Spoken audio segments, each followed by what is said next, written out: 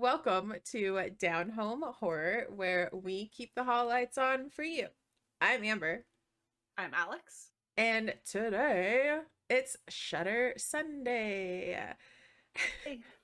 If you are unfamiliar with our Shudder Sundays, basically, long story short, we alternate picking Shudder exclusive or original content, kind of focusing on the original ones right now, and we talk about it, typically without spoilers, just so you can get a taste of what these movies have to offer and go watch them for yourself. Again, as we've mentioned with a past Shudder Sunday, with the strikes going on, we might be dipping a little bit further into spoiler territory than we normally do. So just keep that in mind as you watch this. But let's get fucking started. Started. So energy. this week. Yes. This week was my pick. I'm so sorry. It's okay, I forgive you. Thank you. I picked Random Acts of Violence. Mm-hmm. And as told by Shudder's wonderful synopsis making, writing, curating, Random Acts of Violence is a 2020 film. When comic book creator Todd Walkley embarks on a road trip to a convention, people start getting killed. It soon becomes clear that a crazed fan is using Todd's Slasher Man comic as inspiration for the brutal murders. As the bodies pile up and Todd's friends and family become victims themselves, Todd will be forced to take artistic responsibility. So here we are. Gotta ask, is the synopsis correct? Or is it technically correct? Yes. I'm camp correct. Honestly. I think so. I think so. I don't think there's anything misleading about that as I went into the movie. I think it was a correct synopsis. So I found out after the fact that this movie is actually loosely based on a graphic novel that's called the same thing. Random Acts of Violence by Jimmy Palmiotti and Justin Gray. It basically features the same characters, but it's a completely different storyline, so different shit happens. But I thought that that was really interesting. I had no idea going into it that it was based off of anything else. I thought it was, just what it was. But I thought that was cool. And now I'm intrigued with what the graphic novel has to offer in the sense of maybe the graphic novel does it right. You know what I mean? Palmiotti is married to Amanda Connor, and they launched the Harley Quinn solo series that I actually fell in love with back in 2013. So I'd be curious to read the graphic novel. Typically, I'm a big Jimmy fan, as what I would say is that his stuff that he's written before, at least the Harley titles. If you're new to knowing me, I love Harley. Solid stuff. So. Yes. Like I said, loosely based. So first things first, I guess. Let's talk about the overarching message of this movie, because I think that that's extremely important. Mm-hmm. So I feel personally that this movie is intent on calling out our culture specifically, of course, where people have a tendency to idolize and glorify serial killers. And that's something that we see often, especially when something like Netflix releases original content that's based on Ted Bundy or Jeffrey Dahmer, for example, and those things sit at the #1 most watched content on their platform for weeks, if not months, after they come out. And I think that that's just interesting. I used to really enjoy true crime. Oh, same. I still have a true crime podcast or two that I listen to, but those aren't to glorify the crime, right?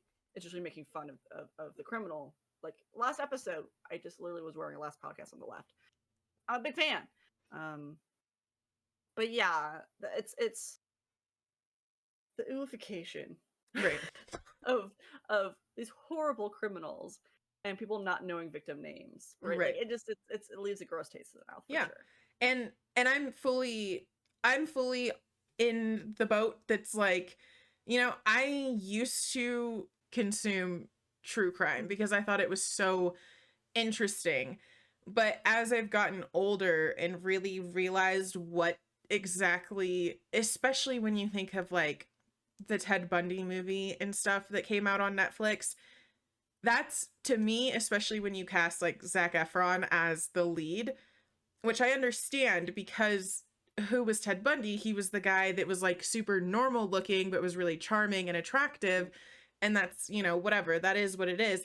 But at the same time, I feel like that type of thing is gross when you take those real people and you tell the story of the killer and don't put a whole lot of emphasis on the impact that their actions had on the victims and the family of the victims. And I think that it's a valid message that this movie is trying to convey. Super valid. But the execution is not very good. It could have been worse. Oh, absolutely.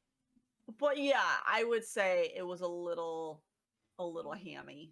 Yeah. And I'd agree the execution was not stellar. No. Don't get me wrong though, I think the performances by pretty much everybody in that movie were great. It's, if you take the story or the point that they're trying to make out of the equation, I loved it. There were so many things to actually like about it. Mm-hmm.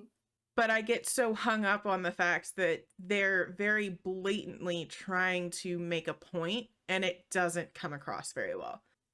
I think like, especially when you think of like Todd and Kathy, who are in a relationship together and they have this like really interesting dynamic in the fact that he's obviously the one that's like creating this art based on this very real serial killer in that story, while Kathy is trying to like advocate for the victims and they butt heads over it multiple times in the movie. And I think that that's not bad. Like the conversations that they have is good. I think that, again, valid fucking message, and those specific parts come across really well. But overall, I think it just kind of loses steam when trying to convey that message. And fucking Todd out here talking about Slash Man being a hero and wanting to give him the ending that he deserves and all this shit. And I'm like, oh, wow. So like this, at this point, you are not a person that's trying to cope with the things that you've gone through in your life. You're really trying to put this person on a pedestal, is what it sounds like when you're verbalizing it. Mm-hmm. And I think that that's interesting, for lack of a better word. Felt like the story elements were confusing, mm-hmm. in the sense of, here's this message that's clearly being told. And I agree, you have on one hand him calling him a hero, and to the point of the way that the storytelling was done with cinematography, with camera angles, with time jumping, I thought for sure there was going to be a plot twist of, oh, he was the killer all along. I thought that as well. Or he's at least a part of it, right? Maybe he's blacking out, but or right. Forgot, has these momentary moments of forgetting. The other story that I thought was going to be told was that Ezra set this all up to inspire him, which I technically wasn't wrong. Right, yeah. Technically, I wasn't wrong on that beat. However, that was the angle I thought it was going. And so I thought we had enough evidence through the storytelling, environmentally, and the writing that we were getting a different ending. So I felt like the ending we did get doesn't feel right. Because pattern recognition, right? It doesn't feel like we subverted genre expectations. It just felt like, oh, we didn't use storytelling elements correctly. Right. And I don't want to keep coming back to this because I think I've kind of fucking pounded this into the ground at this point. But when the movie was over, I was like, okay, this had a point.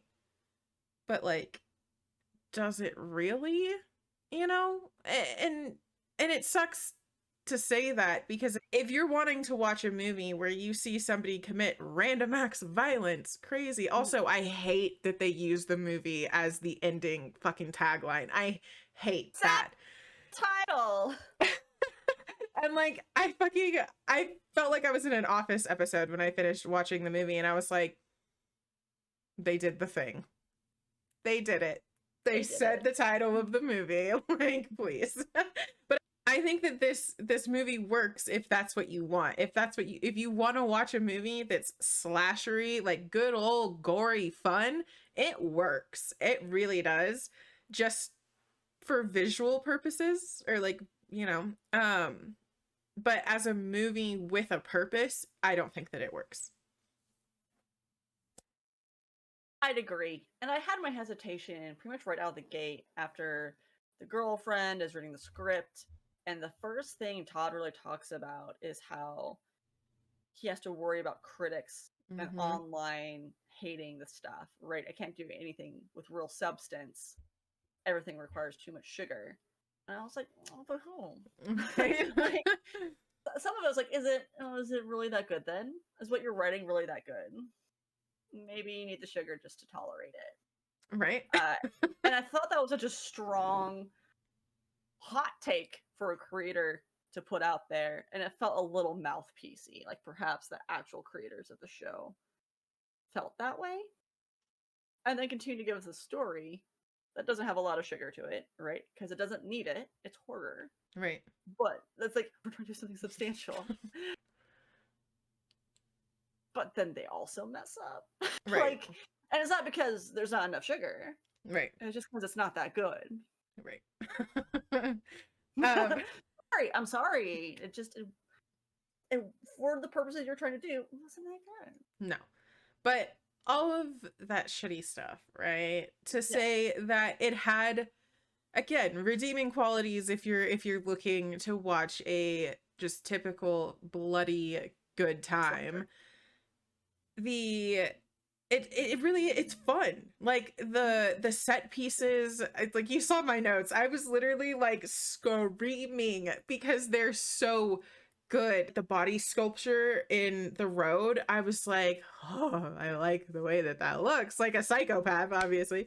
Anything that involved the aftermath of the crime being committed and the way that it was set up on display was actual fucking artwork. Like, it looked beautiful, especially that ending scene with the table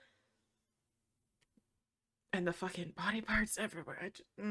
I like that aspect checked all the boxes for me. Like, you had this crazy, like, unhinged slasher killer who, in a weird way, almost seemed like he was apprehensive at times about doing what he was doing, which was also really interesting.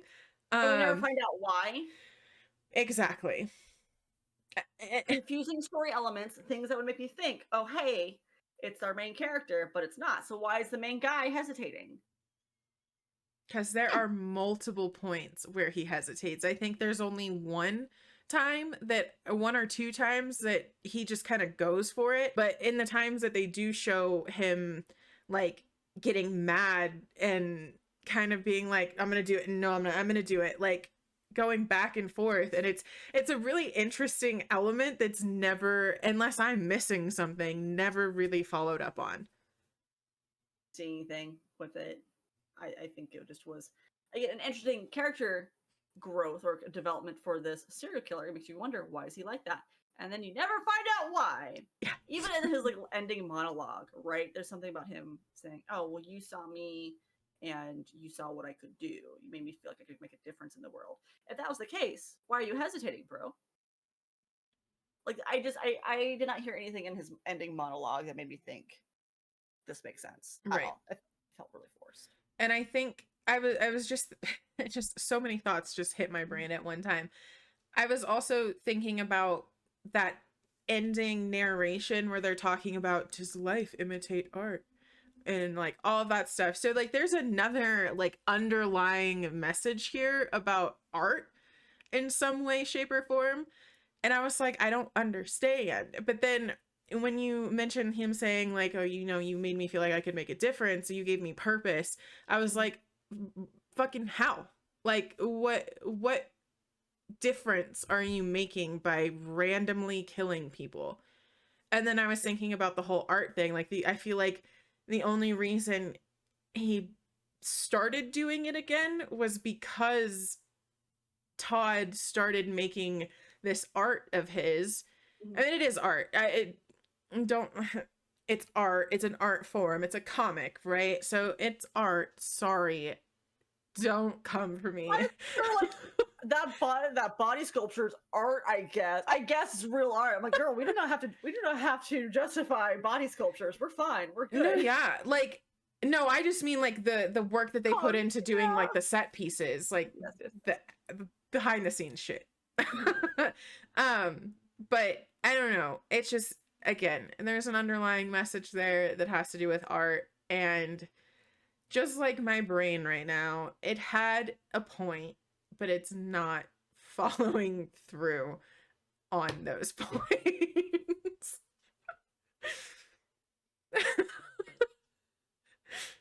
Oh, that was so funny. That's like the funniest thing I think you said on camera. Holy shit. That was really good. No, I'm gonna segue, not to discredit anything that you just said. I just don't think I have anything to add necessarily. My few good points, right? Because it's not all just garbo. Right. I liked the shots where they were clearly trying to be art housey. Like there were definitely like the lingering shots and some of the camera angles that felt like, oh, you're trying to be elevated.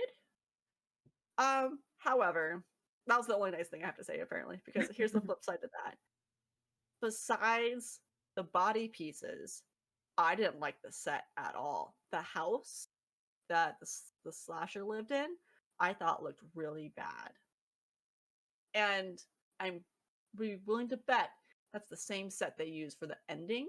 And again, when I say confusing story elements, I assumed what was happening was that Todd was having a moment in his head. He was going to stumble on home and pretty much be in the exact same spot that he had been in, right? Just like he decorated one of the rooms with the corpses. Right. Is it confusing story elements?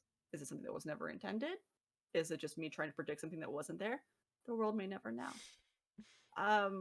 But I thought this gave off big film student vibes. Like a senior film student, don't get me wrong. Right. I'm not like high school, right? There's definitely a craft and appreciation for what they were making. I don't think this was made without love. I don't think it was made just to make money. I don't even think it was made without care. Right. It feels made with limitations, though. Whether that's budget or experience, maybe. Because we can all... If you told us, Amber, someone told us, hey, make a horror movie right now, I'm going to guess it's not going to be great. There probably would be some elements, right? Right. But, like, we don't... It's not genuinely our back. Meanwhile, this was produced, written by Jay Burchell, who is an actor, is a comedy actor. And so I don't want to discredit his experience because he's obviously been in Hollywood, right? I did also not do enough research to know, like, is this his first directorial debut? What's his experience with it so far? Right. So, like, I do have that, like, little guilty feeling of saying, I like it. And it was bad, and everything about it sucked. And there's nothing redeemable. I can also take a step back and go, I like slashers. I really generally don't. Like, I like the classic, sure, but it's not really my genre. Right. And as we discussed recently, I can say, not my genre. Doesn't necessarily mean it's bad. It just means that my perspective on it is really skewed, and I tend to be more hypercritical because it's not my genre. Right. Right. So take everything I say with a grain of goddamn salt. But as a established slasher fan, yes. I think from a writing perspective, it had a hell of a lot of potential. I really do think that they had a damn good story going for them. Again, I don't think the execution was fantastic. I think that visually, it's beautiful. I think production-wise, directorial-wise, I loved it. I absolutely loved it. And I didn't notice the thing about like the slasher man's house or anything like that. That might have just been an overstep on my part. But the Different things. but the work that went into, I think, setting up like the table scene specifically in that whole thing with all the lights and stuff I'll in the give you that. background, and the cinematography in general in that whole sequence, I thought was fucking amazing. I was fucking big-eyed like, oh, this is so nice looking. And it just, I wish that the entire movie could have given me the feeling that the the practical effects and that ending scene in particular gave me. And it's unfortunate that it didn't.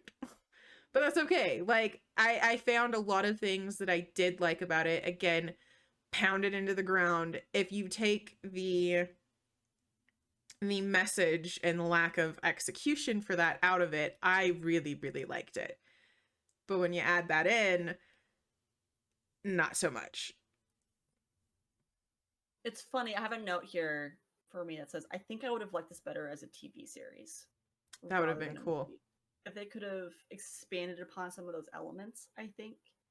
Even if it was treated like Hannibal season 1, which I say just have a high enough production quality to Right. it, stretch out some of those moments between the killer, between Todd, between again the dynamic between him and Kathy, his girlfriend, the friends of all things. It just all felt so short Yeah. that I was like, Yeah. even if it got maybe not even say Hannibal, but the BBC 6 episode treatment, right? Mm-hmm. Something just long enough to expand on some of those areas. I think I would have enjoyed it more. Yeah, I could see that. I think originally I was like, wow, this is only an hour and 20 minutes. Like, that's usually typically our sweet spot, as you called it, for horror. But this was one of the ones that kind of defied our own definition of what a sweet spot is because it was just so damn short. I think like our other option for a movie is 2 hours. Like I would not have wanted to watch 2 hours of Right, this. It was not quite solid enough for me to want that long. But if we could have gotten 6 hours, right. probably would have liked it more at least. Yeah, I think the idea of it being like a limited series or something would not have been a bad idea for them at all. I think it had that potential and probably would have cleared up a lot of the things that I feel like they just didn't have the time to shove into this script in an hour and 20 minutes. And it makes you wonder what hit the cutting room floor, Right. right? What was filmed, what was in the script that we don't get to see because a producer, because time, because whatever have you said, no, we don't want that in. Right. And I think that the fact that I'm even thinking that hard about it, as far as like, wow, if this could have just been a little bit longer, it would have been so much better. Or like split into a limited series and like, I wonder what didn't make it and what did. Well, we obviously know what did, but what didn't make it. Yeah. I think that that speaks to the potential that they really had going for them. It's definitely there and it's strong. It's just not very well followed up on. Also, the one more thing that I liked that I completely forgot about until right now, and don't ask me why I thought about this randomly at however long we are into this, but I loved I was so happy with the opening scene, sort of the opening scene, being at this like typical slasher setting with this rural gas station with the shitty, disgusting food inside and the I nasty see. bathroom and like everything around it just being like isolated, and the fucking local that's asking about drugs. Like, I loved that. I loved that. It was just so out of place. Perfect. Again, it was establishing that this is a slasher, right? Here's our Right. tone, here's our elements. Oh, hey, we should probably do a breakdown at some point of slashers. But those are all things that would be on the whiteboard. Yes. Um, to piggyback off what you were saying, though, as far as like this like kind of classic setting, though, right? We're setting this tone piece. I did also have a note here that I was talking about. This feels like a campfire story. This feels like something very Hook Hand Man, right? Like this idea of like trying to spook people, like, oh yeah, there was this road trip happening and this author, wherever he went, the killer did the exact thing, right? And ended up doing yada yada, like, and telling the story, but with like the flashlight under their face, right? It felt like a true campfire horror story, which I appreciated. That Yeah. I appreciated the elements to the original slasher concept. Even if I don't necessarily like slashers, it felt very classic. Yeah.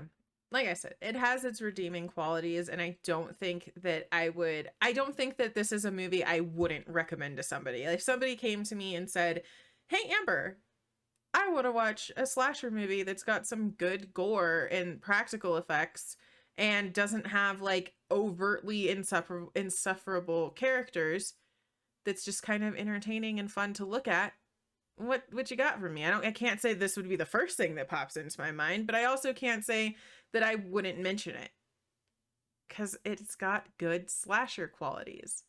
It's just, I don't think the story. It would even hit my radar, honestly. I imagine I'm going to forget about this movie in like 2 months. I think, for me, it's like not even there. Again, I think the only reason why it won't is the practical effects and the slasher and gore aspect to it. I think that's the only reason it won't. Exactly. Yeah. I'm sorry. I'm not trying to poop on like a movie that you enjoy. Please know that I can recognize it's just not for me. Yeah, and there are parts of it that aren't for me either, you know? Like, I recognize that it has its extreme faults, or shortcomings, however you want to look at that. But again, overall, I don't think I would go out of my way to recommend this to somebody. But if someone were to ask me, I'll rephrase it like this. If someone were to ask me, would you recommend watching Random Acts of Violence, I'd be like, yeah, why not? Like, if you're a slasher fan, like, why not? You know? But fair enough. I don't think I could actively say, no, don't watch it. I don't think I have like that much adamant feelings against it. I'd be like, do you got nothing better to watch? That's like my response, right? Like, right. I don't know, you need something background, go for it, I guess. It would not be a warm encouragement. But one of these days, we're gonna find a slasher that like I really get into. We'll find it. I believe. I believe. It may not be a Shudder original, which isn't to discount the movies that get put on Shudder original exclusives.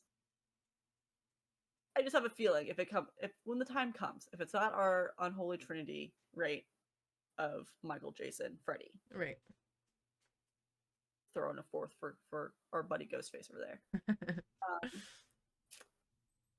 Yeah, I just, and it's funny, every time I try to think about it, I'm like, God, what don't I like about it? And I really do struggle with it. I don't know what I don't like about slashers.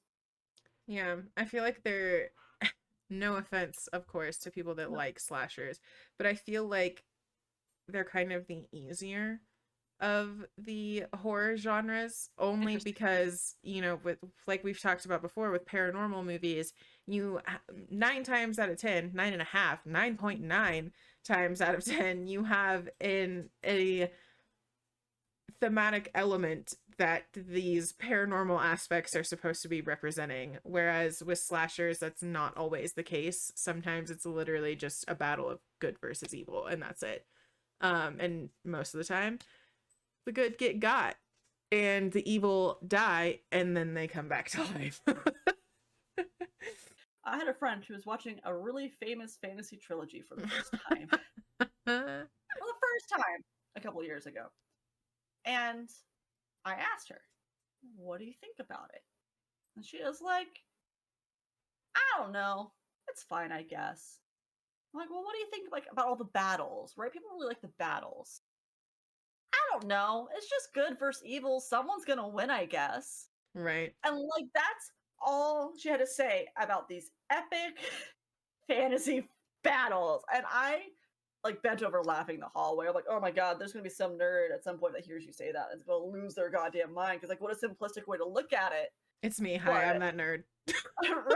right. Losing my mind right now. Also, again, not No. wrong. And that's how you can approach any kind of media, right? There's a good side, there's a bad side, someone's gonna win. Oh well. I'm like, I've just never seen someone so nonchalant about the fucking the concept of good or bad, I don't care. Right. Bless her. Bless her.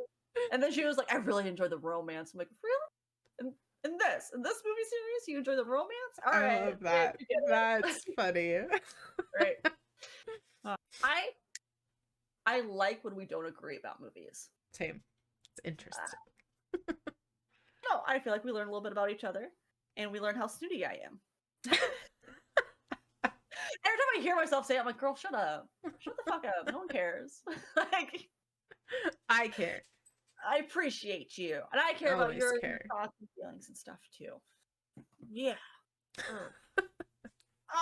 Well, shit. So, mixed feelings about random acts of violence. But here's the thing. I have a suggestion for next week. Are you ready for it? Yes. Okay. Again, if you're new here, we switch every week, right? Every release, boom, bam, boom, bam. Now it's my turn. And I was digging through, and I was really trying not to find something that was similar to what we've already watched this week. I was trying to find something that wasn't a haunted house. I was trying to find something that wasn't historical horror. And wouldn't you know it, not a lot stood out to me after that. However, I did find something, and it's called Death Valley. It's a very short description, but here's what we get to look forward to. 2 hired guns commissioned to rescue an imprisoned scientist from a secret facility are hunted down by a terrifying creature of unknown origin. It's giving me SCP vibes, and I'm really hoping it follows through on that. At the very least, we get ourselves a little creature feature, something we really haven't done here yet. I'm so excited because this is on my friggin' list. And I was going to pick it next too. So now I'm excited because I get to watch it earlier. It looks fun. My hopes are not high for it. I should say that now. I just imagine it's going to be a goofy, fun creature movie, right? And I'm here for that, honestly. Right? Sometimes things can be fun, and that's okay. Alex, things can just be fun. If you haven't heard already, this is our neat segue towards the end of our podcast. If you haven't heard already, check out the description down below. Definitely a link there that has our logo, and we kind of joked about a few other things here recently, like fuck Gary and horror gals. Like those.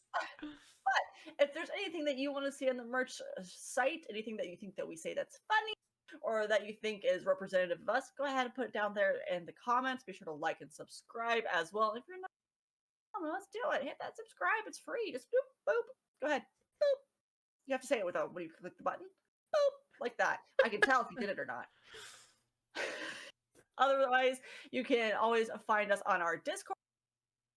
Click the link, and it's somewhere down below in our description. Otherwise, in the event that we're trying to avoid the conclusion of a very personal project, where can we find you, Amber? You can predominantly find me streaming live on Twitch Monday through Friday, 9 a.m. to 4 p.m. West Coast time. We went over this a couple weeks ago, and I already forgot what it's called, so it's fine. But obviously, come on, y'all, you know me. I stream horror games, and that's it. You can find me there at twitch.tv/AmberBlitz, and pretty much Amber Blitz on all other socials. So, you know the sound you gotta make when you do it. Boop. You can follow it, for at least find me on all socials at Roll for Alex. However, I primarily use them to promote my nonsense. So let's cut out the middleman. Say it here and now. Thing number 1, on Thursday nights at 7 p.m. Eastern Standard Time, you can find me over on YouTube under the Games Tavern, where I play in a D&D actual play called Whiskey, Magic, and Destruction. It's super duper fun. We've been playing for about a year and a half. We're getting to like the real meat of the story, so now's a good time to jump on in. Game number 2 that I'm in is on Sundays over on Twitch with the Exquisite Corpse Presents, and we are playing a Thirsty Sword Lesbian actual play called Renaissance du Reign, and it's a King Arthur alternative universe sort of story. And it's been a ton of fun. It's a limited series. We're only doing 10 episodes. So if you feel like, oh gosh, I can't catch up, it's all on their YouTube as well. So you can catch it pretty much anywhere. That's all I have to promote currently, she says. Hopefully. So until next time, be sure to check under your bed for monsters because I can't. And I will not. Bye.